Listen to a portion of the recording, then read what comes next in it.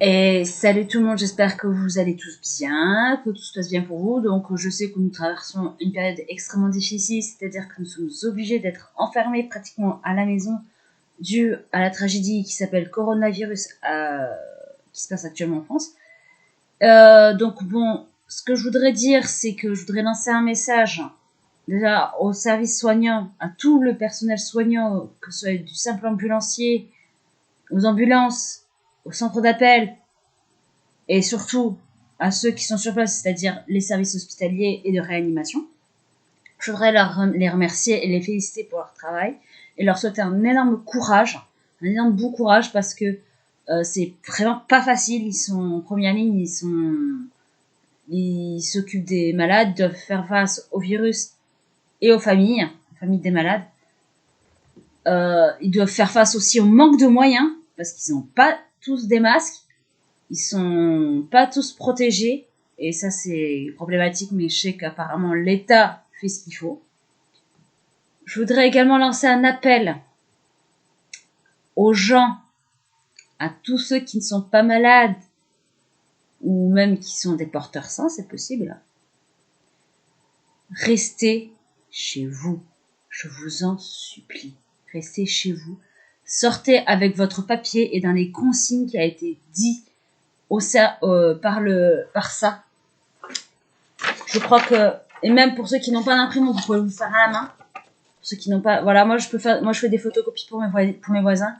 Mais ce papier est extrêmement important. C'est la déclaration de déplacement dérogatoire. Si vous ne pouvez pas, si vous devez aller travailler, que vous ne pouvez pas parce qu'à cause du fait que vous n'êtes pas en télétravail, donc tout ce qui est médecin, tout ça, bon, c'est normal. Mais paysagiste et tout ça, ouais, parce que les paysagistes, ils n'ont pas droit au télétravail et du coup, ils sont obligés d'aller travailler dehors. Super. Également, les premiers achats, faire ses courses.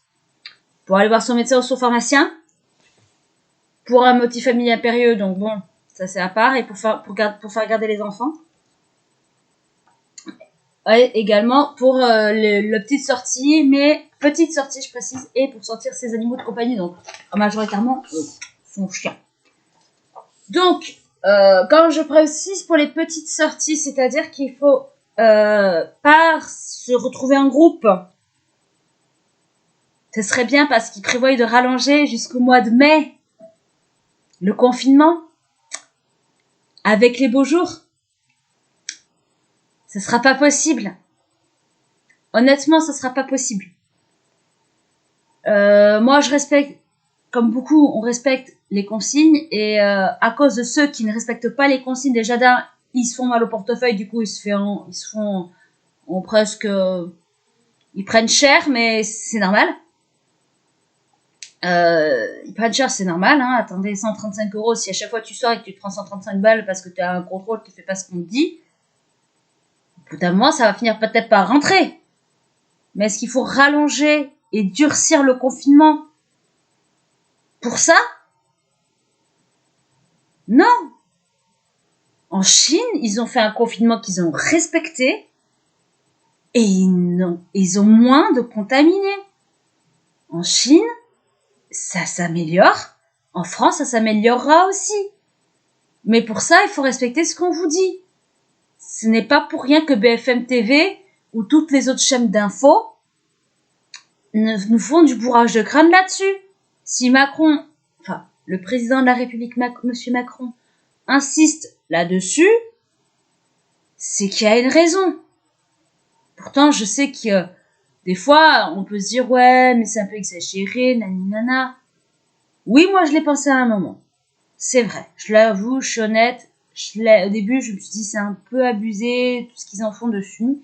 Parce que à ce moment-là, on n'était pas tant que ça. Et pourtant, je suis Crépy-en-Valois, j'ai été traitée presque de pestiférée. Hein. Mais je pense que maintenant, faut voir la réalité en face. On nous a mis en situation de guerre, carrément. Donc, il faut respecter ça. Quand on a eu ça, il y a pendant les guerres mondiales, les gens, excusez-moi, je balle. Les gens ont respecté ça. Ils ont respecté les règles de sécurité, le confinement, le rationnement. Bon, Dieu merci, on n'est pas encore à période du rationnement alimentaire. C'est déjà pas mal aligné au couvre-feu. C'est déjà très bien. Mais il faut respecter ça. Parce que si vous continuez à sortir comme ça, comme la plupart des gens le font et qui se prennent des amendes mais qui ne comprennent toujours pas, c'est qu'il y a un problème. C'est qu'il y a un problème. Les seuls qui ont le droit de sortir éloignés de chez eux sont ceux qui travaillent. Et pour faire leurs courses, si franchement leur course n'est pas à côté de chez eux. Mais il faut le papier. Voilà, c'est tout. Donc également dans les métiers que je disais qui sont à plaindre, c'est déjà les ouvriers paysagistes, certes. Les forces de l'ordre. Normal. Les médecins, tout ce qui est service médecine. Logique. Nous sommes un peu dans une guerre sanitaire. Et également les chauffeurs-livreurs. Parce que ouais, en attendant, c'est eux qui vous livrent votre repas, parce que vous êtes au travail, et que vous n'avez pas de cantine. Et ils prennent tous les risques, parce qu'ils sont en contact des gens. Donc là, ça commence un peu à chauffer pour eux, parce qu'ils en ont tous cassé. De leurs conditions de travail difficiles, et c'est normal. Voilà. Donc voilà ce que je voulais dire. Et encore je voulais encore remercier les services de médecine qui font un beau acte. Moi, je fais ça au pied du lit, comme vous pouvez voir, je suis habillée, je suis pratiquement en pyjama. Également, encore un autre message pour tout le monde. S'il vous plaît, restez chez vous et respectez les consignes de confinement, s'il vous plaît. Sinon, ça va être rallongé et on va encore tous péter les plombs. Voilà, donc c'était mon petit message par rapport à tout ça. Et je vous fais à tous un énorme bisou et à la prochaine vidéo.